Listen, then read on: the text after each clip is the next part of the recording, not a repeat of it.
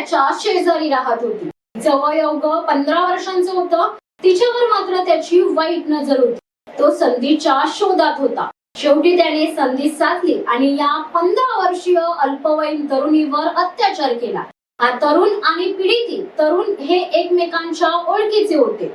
शिवाय ते एकमेकांच्या शेजारी राहणारे होते. ही घटना आहे पनवेल मधील. यामुळे पनवेल परिसरात खळबळ उडाली. या प्रकरणी आरोपी तरुणाला अटक करण्यात आली. नमस्कार, मी धनश्री. आपण पाहत आहात शिवसत्ता टाइम्स न्यूज.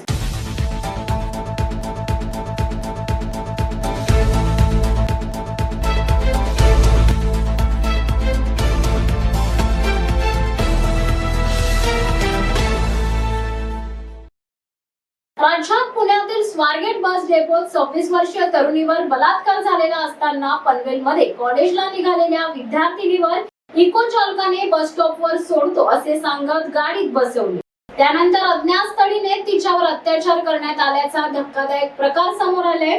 10 दिवसांपूर्वी झालेल्या घटनेनंतर मुलीने आज 15 मार्चला तिच्या पालकांना सगळा प्रकार सांगितल्यानंतर हा प्रकार उघडकीस आले.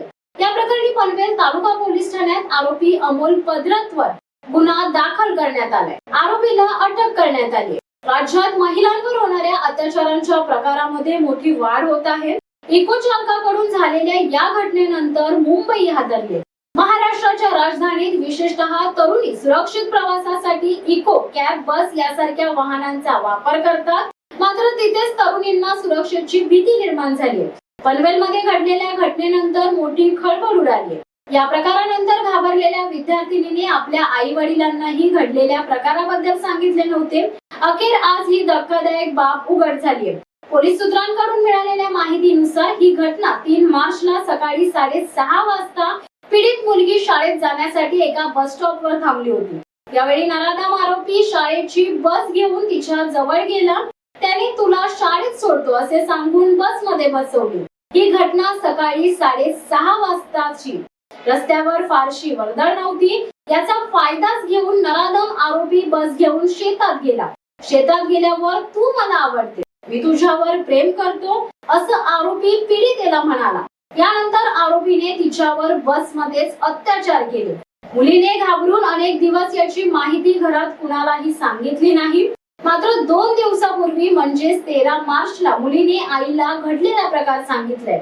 मुलीवर झालेल्या अतिप्रसंगाची माहिती मिळताच मुलीच्या आईने पनवेल पोलीस ठाण्यात धाव घेतली. पोलिसांनी बाल लैंगिक अत्याचार प्रतिबंधक कायद्यासह इतर कलमांतर्गत गुन्हा दाखल केलाय. पोलिसांनी तपासाची चक्र फिरवत तातडीने आरोपीला बेड्या ठोकल्या. आरोपीला 18 मार्च पर्यंत पोलीस कोठडी सुनावण्यात आली आहे. मात्र शाळकरी मुलीवर अशा प्रकारे अत्याचार केल्याची घटना उघडकीस आल्यानंतर पनवेल परिसरात एकच खळबळ उडाली असून तीव्र संताप व्यक्त केला जात आहे.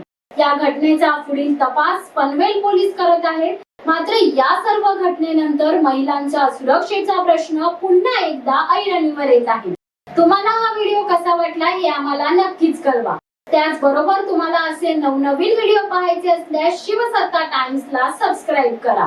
तुर्तास धन्यवाद. दे धडक बेधडक वृत्त देणाऱ्या आपल्या शिवसत्ता टाइम्स न्यूज चॅनलला लाल बटन दाबून सबस्क्राईब करा आणि बेल आयकॉनला क्लिक करायला विसरू नका.